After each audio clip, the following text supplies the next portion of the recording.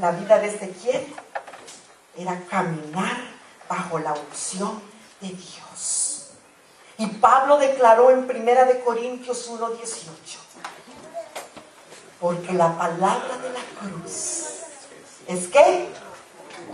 Locura a los que se pierden, pero a los que se salvan, esto es a nosotros poder de Dios. Amén. ¿Pueden decir poder de Dios? Poder de Dios.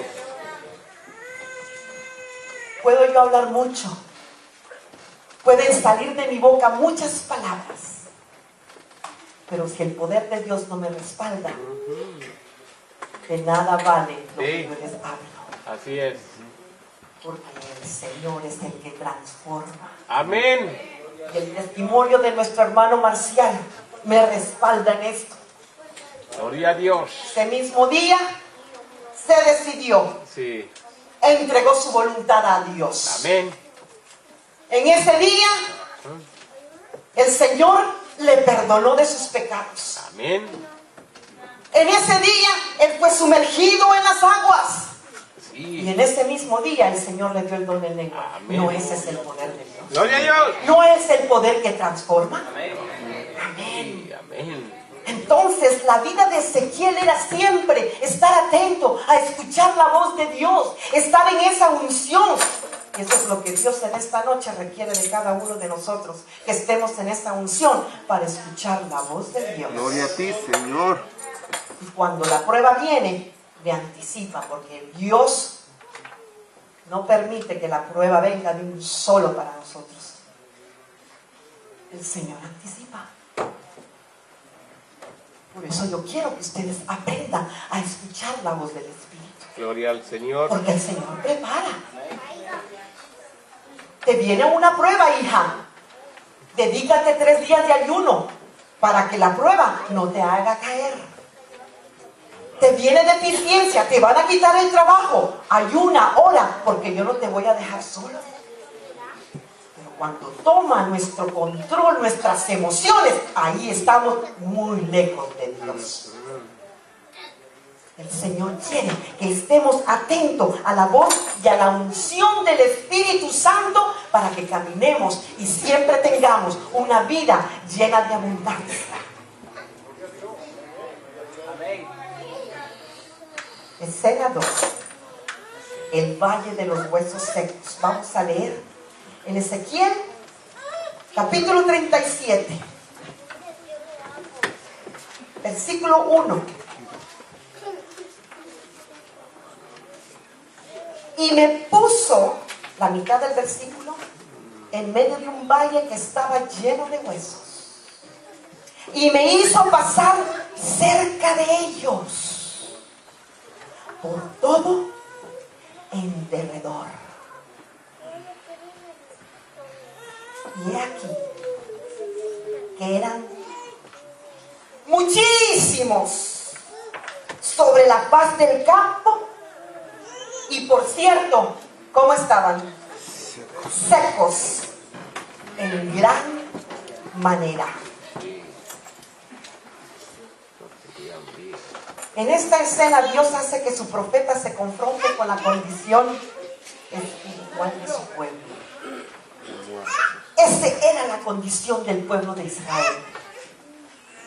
Y si hubiera sido Ezequiel el candidato para un lugar ministerial, dudo que hubiera escogido el Valle de los Huesos Secos como su primera congregación. Pero Ezequiel fue puesto de un enorme campo donde cientos de miles habían sido asesinados. Los buitres se habían reunido allí uno y otra vez. Las lluvias habían lavado aquellos huesos dejándolos limpiecitos. Los huesos estaban blancos.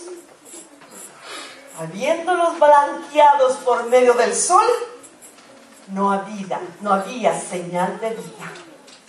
Pero aquí es donde el Espíritu puso a Ezequiel para que ministrase.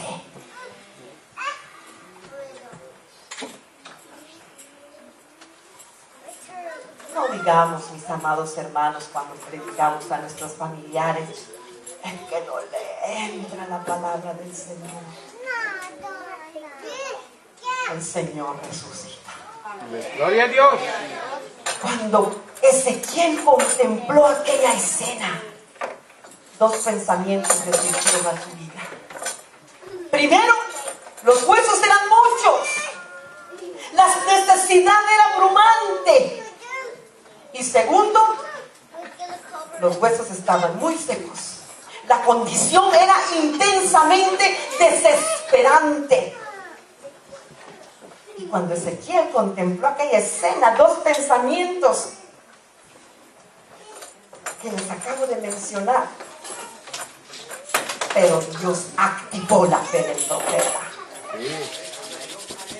En el versículo 3 dice: Hijo de hombre, dirigiéndose a él como un humano, un mero mortal terrenal, y que no tenía aliento para soplar vida, porque solamente puede hacerlo, porque no hay imposible para Dios. ¿Vivirán estos huesos? Y dije,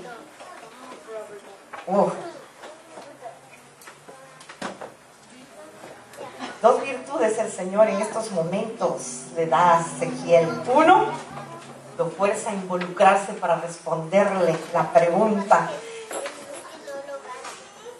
Y segundo, se quedó viendo en aquellos huesos secos. Su respuesta fue clásica. Eres el único que lo sabe, Señor. Sí, Qué rico cuando viene la prueba, ¿verdad, hermanos? Y estamos relajados, como ahorita que me están escuchando.